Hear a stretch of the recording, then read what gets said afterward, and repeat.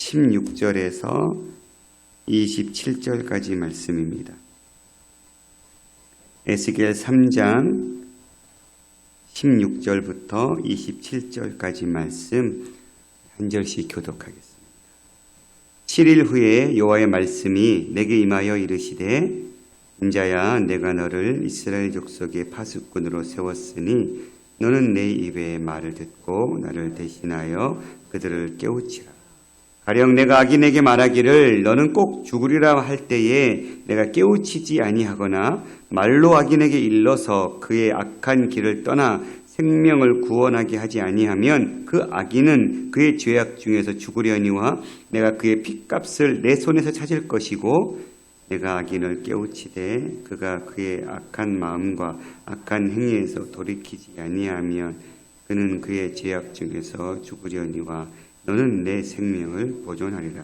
또 의인이 그의 공의에서 돌이켜 악을 행할 때에는 이미 행한 그의 공의는 기억할 바 아니라 내가 그 앞에 거치는 것을 두면 그가 죽을지니 이는 내가 그를 깨우치지 않았음이니라. 그는 그의 죄 중에서 죽으려니와 그의 핏값은 내가 내 손에서 찾으리라.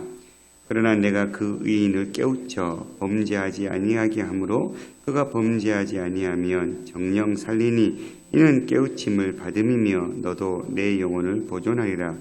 여호와께서 권능으로 거기서 내게 임하시고 또 내게 이르시되 일어나 들로 나아가라. 내가 거기서 너와 말하리라 하시기로 내가 일어나 들로 나아가니 여호와의 영광이 거기에 머물렀는데 내가 전에 그 발 강가에서 보던 영광과 같은지라.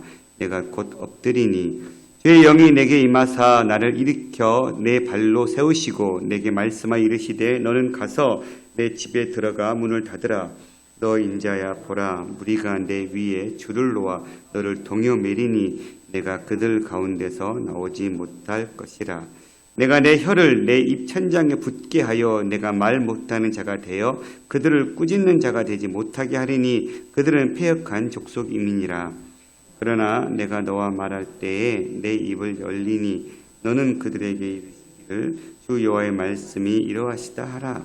들을 자는 들을 것이요 듣는 듣지 아니하리니 그들은 반역하는 족속이라. 아멘.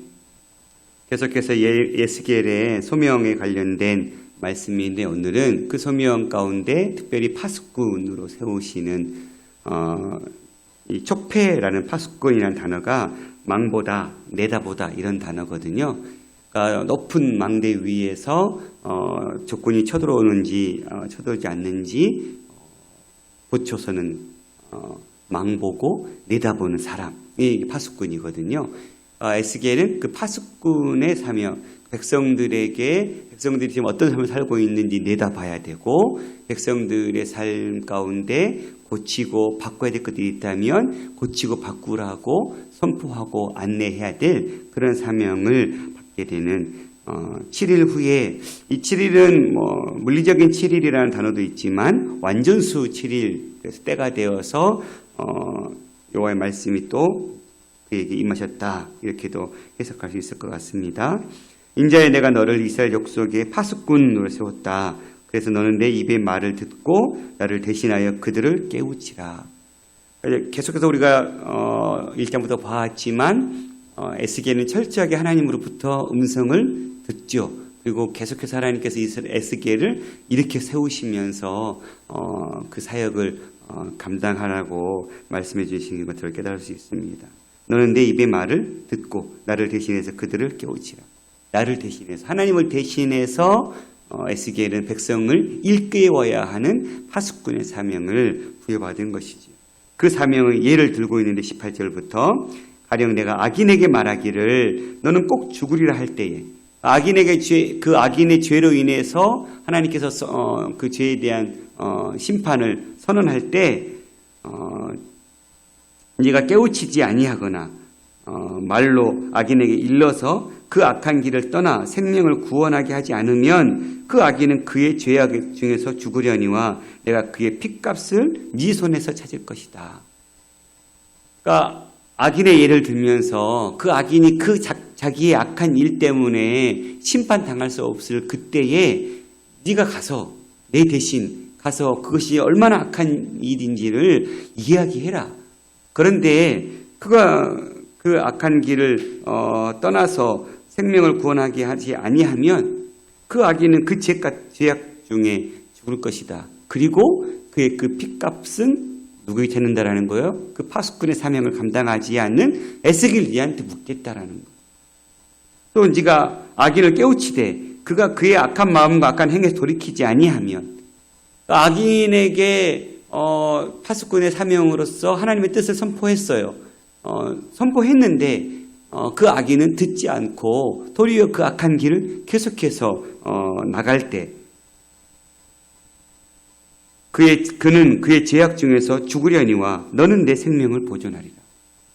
그러니까 악인에게 너의 그 삶은 악한 삶이다. 하나님께서 심판당할 수밖에 없는 삶이다라고 에스겔이 파수꾼의 사명을 감당했다면 그런데도 악인은 그 하나님의 말씀을 듣지 않고 돌이키지 않고 계속해서 자기 그 악한 일의 고집을 피웠다면 그는 죽을 것이고 그러나 그의 그 죽음에 대한 핏값은 너에게는 묻지 않겠다. 왜요? 너는 파수꾼의 사명을 감당했으니까. 그러니까 악인이 똑같이 죽음을 맞이하지만 파수꾼인 에스겔이 말씀을 선포하지 않아서 죽었을 때 에스겔에게 그 핏값은 물 것이고 네가 말씀을 전했는데 그 말씀을 듣고서도 돌이키지 않아서 죽은 그 죽음에 대해서는 너와는 무관하다. 왜냐하면 너는 이미 내 뜻을 내 사명을 감당했으니까. 그러면서 또 20절에는 의인의 예를 들고 있습니다. 그의 공의에서 돌이켜 여기서 의인은 우리 신학적인 관점에서 예수 그리스도를 믿는 의인 의롭게 변화받은 사람의 의미가 아니라 구약적 입장에서 율법을 지키고 따르며 행하는 사람을 이야기하는 것 같아요. 그가 율법대로 살다가 그 율법을 지키지 못하고 그가 돌이켜서 악을 행할 그때에 이미 행한 그의 공의는 기억할 바가 아니라는 거예요. 내가 그 앞에 거치는 것을 두면 이 거치는 것이 장애물이거든요. 그러니까 하나님께서 그 의인을 시험하기 위해서 그 의인 앞에 장애물을 두게 하겠다라는 거예요. 그 의로움이 계속해서 유지되고 있는지를 살피겠다라는 거예요.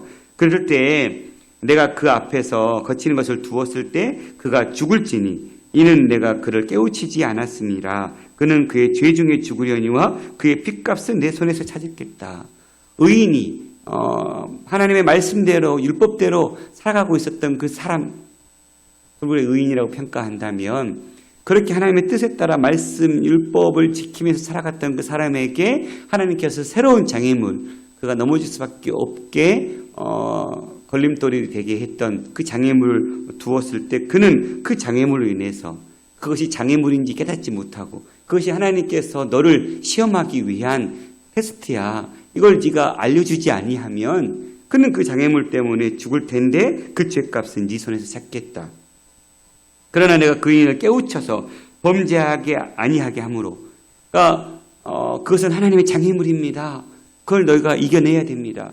지금까지 율법을 지키면서 말씀대로 하나님 뜻을 따라 살려고 애썼던 것처럼 여전히 그 문제 속에서도 하나님의 의를 드러내야 됩니다. 이렇게 제가 권면했다면 그가 범죄하지 아니하게 될 터인데 정령 살게 될 것이고 이는 깨우침을 죄인은 선포를 해도 깨우치지 못한 사람들이었죠.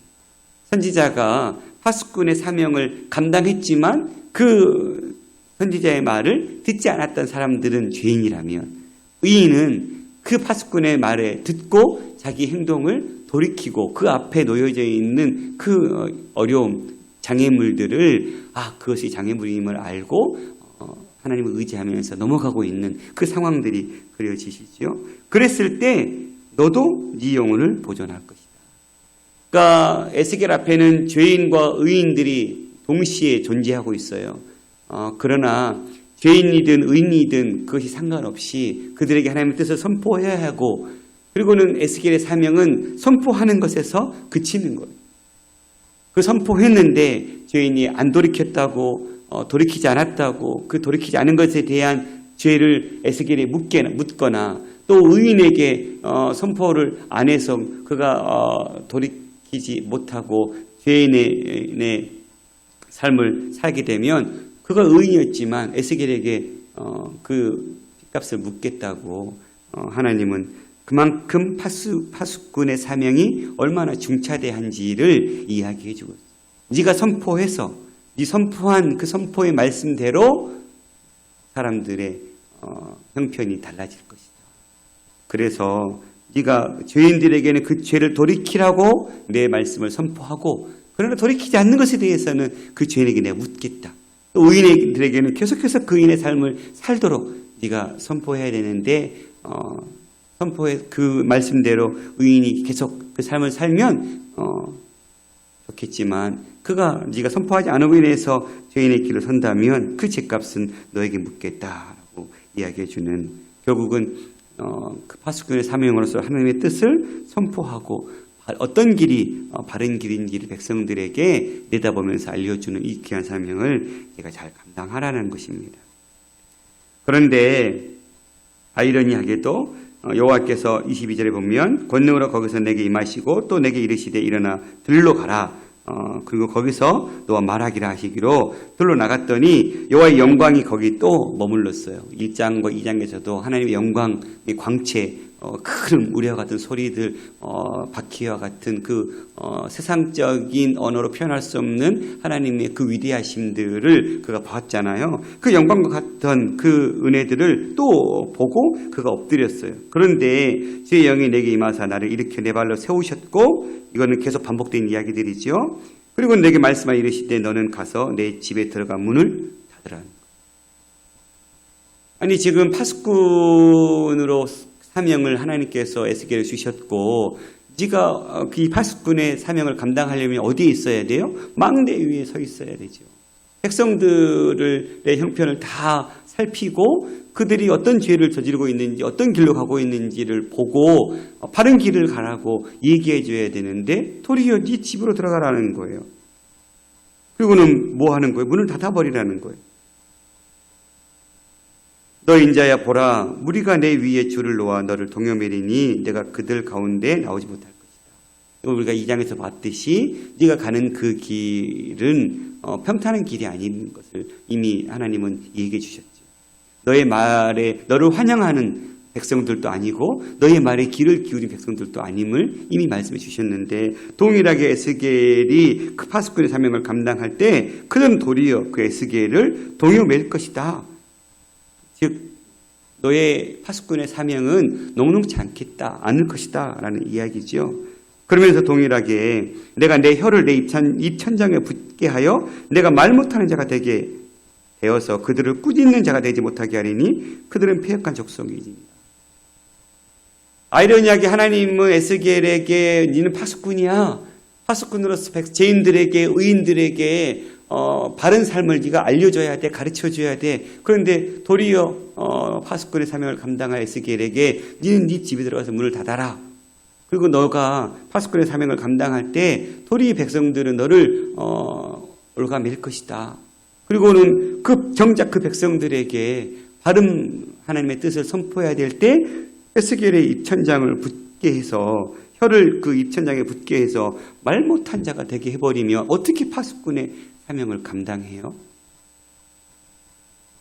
그런데 왜 그렇게 되는 거예요? 27절 그러나 내가 너와 말할 때에는 내 입을 열리니 너는 그들에게 이르기를 주 여호와의 말씀이 이러하시다 하라. 이 말씀의 의미는 뭐예요? 에스겔은 하나님의 파수꾼으로서 철저하게 자기 말이 아니라는 거예요. 네 뜻을 전하는 게 파수꾼이 아니라 철저하게 내 말을 듣고 내 들은 말을 파수꾼의 사명으로서 감당하는 것이다. 철저하게 너는 네 입의 말을 닫아라. 그리고 철저하게 너는 내게 들은 내 뜻, 그 음성을 백성들에게 알려야 한다.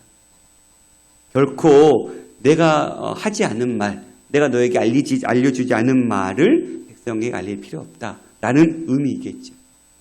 또 한편은 파수꾼의 사명을 감당하지만 그만큼 네가 그 파수꾼의 사명을 감당할 때 생각해 보세요. 제가 파수꾼이에요. 근데 파수꾼으로서 백성들에게 선포하고 알릴 때 마음껏 알릴 수 있고 그리고 백성들이 돌이킨다면 굉장히 그 사명이 뿌듯하겠죠. 그러나 그게 아니라는 거죠. 네가 파수꾼의 사명을 감당하지만 결코 그 길은 녹록지 않다. 마치 오히려 입을 닫고 싶을 때가 있을 거라는 거겠죠. 백성들의 죄를 보면서 우리가 그들이 뉘우치고 돌이킬 때 굉장히 더 힘센 메시지로 전하고 싶고 그래 내가 이렇게 말을 했더니 백성들이 바뀌는구나. 그러면 더 하나님의 그 뜻들을 선포하고 싶겠죠. 그런데 아무리 얘기해도 바뀌지 않는 그들을 보면 마음이 어떻겠어요? 입을 닫아버리고 싶겠죠. 그런 고통이 있을 거다. 아마 이런 의미들을 에스겔에게 지금 하나님은 알려주고 싶었던 거예요. 철저하게 내 말을 듣고 내 말을 네가 전해야 할 것이며 네가 그 파수꾼의 사명을 감당할 때 도리어 너도 네 스스로도 네 입술을 닫아버리고 싶은 그런 어려움이 있을 것이다. 아마 이러한 이야기들을 하나님은 이렇게 하나님과의 관계들을 통해서 에스겔에게 알려주고 싶었던 것들이 아닐까. 그래서 하나님께서 에스겔과 말할 때 백성들에게는 입을 닫아버렸던 그가 하나님과 말할 때는 그 입을 열게 해주셔서 너는 그들에게 이르기를 주 여호와의 말씀이 이러하다 하시다 하라. 들을 자든 들을 것이고 듣기 싫은 자는 듣지 아니하리니. 이 장에서도 계속 반복되었던 이야기죠. 에스겔이 선포해야 될 대상은 에스겔이 결정하는 게 아니에요. 오늘 말씀에도 그가 죄인이든 의인이든 에스겔에는 죄인들에게만 찾아가는 것도 아니고 의인들이 찾아가는 것도 아니고 에스겔의 말을 들어야 될 사람들은 하나님께서 결정하시는 거고 그가 누구든지 간에 에스겔은 하나님의 뜻에 따라 말씀을 선포하면 되는 그 사명을 그에게 부여받았습니다. 파수꾼의 책임에 대해서 말씀하시면서 의인의 삶을 이야기했는데 신앙은 우리가 하나님의 그리스도 예수 그리스도의 복음을 듣고 그 복음으로 인해서 우리는 죄인에서 의인의 신분으로 바뀐 삶을 우리는 살고 있지요. 그런데 우리가 의인의 삶, 의인이라 얘기하면서 우리는 언제나 우리 앞에 하나님께서 놓아주시는 장애물과 같은 우리의 믿음을 흔들고 우리의 믿음을 빼앗으려고 하는 때로는 우리를 훈련시키시고 시험하시기 위한 하나님의 장애물일 수도 있고 또 우리의 믿음을 흔들게 하기 위한 사단의 계략일 수도 있을 터인데 여전히 우리의 삶 가운데는 그런 장애물들이 참 많이 있는 것 같아요. 그럴 때 우리는 어떤 삶을 살아야 합니까? 의인은 나는 의인이었는데가 아니라 현재의 삶 가운데 의인의 삶을 사는 자들. 과거에 내가 어떻게 살았는지 중요하지 않습니다. 오늘 내가 내 삶 가운데 주어져 있는 역경과 어려움 가운데 내가 하나님을 믿는 의로운 의인으로서 내가 어떤 선택을 하고 어떤 삶을 살아가야 되는가. 내가 오늘 의인의 삶을 살고 있는가. 내 오늘의 형편을 살피고 오늘에 내 주신 이 구원, 내게 주신 그 구획을 달리는 믿음의 경주자로서의 삶을 오늘도 내가 충실하게 살아내는 것, 이것이 하나님 앞에 의인으로서 우리가 감당해야 될 삶의 모습은 아닐까. 오늘의 이 시대의 파수꾼은 하나님의 말씀이죠. 하나님께서 우리에게 말씀을 통해서 어떤 길이 하나님이 기뻐하시는 길이고 옳은 길인지 주님 우리에게 말씀해 주시죠. 그 말씀의 파수꾼의 역할들을 통해서 우리 삶을 돌이켜보고 바꿔야 될 모습들이 있다면 철저하게 주님 말씀 앞에서 바꿔내고 그릇된 판단들이 있었다면 그 판단들을 다시금 돌이키고 그게 말씀의 파수꾼 앞에 우리 말씀 우리의 삶을 깨부시고 고쳐려고 할 때 우리가 의인이라면 그 말씀에 비추어서 우리의 삶을 바꿔내는 그런 삶을 사는 것이 이 시대의 주님 말씀 앞에 우리가 서는 삶이 아닐까 묵상해 볼 수 있는 그런 시간들이었습니다. 또 여전히 우리는 세상 속의 파수꾼이죠. 세상은 여전히 하나님을 섬기지 않고 있고 예수 그리스도의 오심을 인정하지 않고 우리 죄를 위해서 죽으시고 부활하신 이 사실을 그들은 깨닫지 못하고 있습니다. 그럼 오늘 우리는 이 시대의 파수꾼, 말씀을 먼저 맡은 자로서 먼저 하나님의 구원을 경험한 자로서 우리가 그 구원의 은혜를 맛보지 못한 자들에게 내다보고 망을 보면서 그들의 삶이 얼마나 거짓된 삶인지를 알려주고 깨닫게 해주고 하나님의 말씀을 받은 자로서 그들에게 옳은 길로 바른 길로 가게 할 수 있는 그 파수꾼이 되는 삶. 그래서 우리를 보고 믿지 않은 자들이 하나님께로 돌아오게 하는 이 시대의 에스겔과 같은 파수꾼이 저와 여러분이 되어야 되지 않을까. 그런데 그 파수꾼은 그저 입술의 고백으로만 던져지는 파수꾼이 아니라 결국은 우리의 삶을 통해 그들은 보게 될 것입니다. 그래서 우리는 산 위에 숨기지 못할 동네의 삶, 빛의 그 밝은 빛에 그리고 그 소금의 짠맛을 드러내는 그 삶을 통해서 이 파수꾼의 귀한 사명을 감당해야 될지 믿습니다. 오늘 여러분이 서 있는 곳에서 우리는 어떻게 그 파수꾼의 사명을 감당하고 있습니까? 저와 여러분이 이 귀한 우리 스스로는 말씀인 내 파수꾼이 되어서 나를 늘 점검하고 또 우리가 하나님 믿지 않은 누군가의 파수꾼이 되어서 그들이 옳은 길로 돌아오게 하는 그 귀한 파수꾼의 역할을 잘 감당할 수 있는 그런 삶이 되어 주실 수 있기를 간절히 소망합니다. 기도하겠습니다. 살아계신 아버지 하나님 감사합니다. 우리에게 이 생명의 복음을 깨닫게 도와주셔서 죄인에서 의인의 삶으로 바꿔주시고 그 의인의 삶이 어떠한 삶인지를 깨닫게 해주셔서 감사합니다.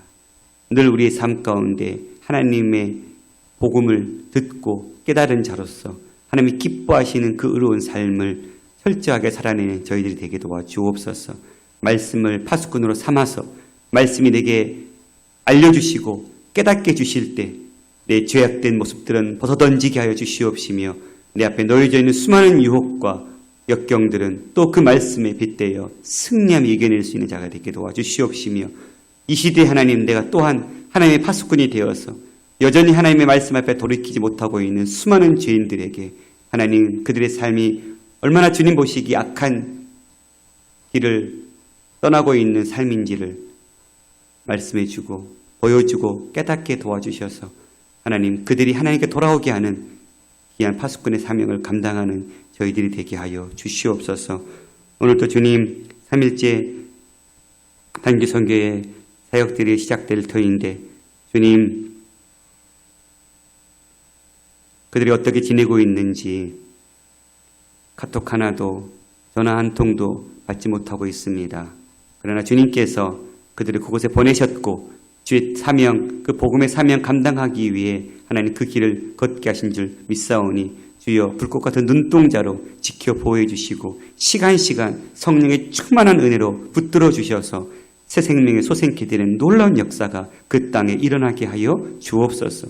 눈물로 뿌린 씨앗이 하나님 귀한 30배, 60배, 100배의 결실로 맺어지는데 쓰임받게 하여 주시옵소서. 오늘도 주님 앞에 말씀대로 살아가는 저희 삶이 될 수 있도록 은혜 더하여 주옵소서. 모든 말씀 예수 그리스도 이름으로 기도드렸습니다.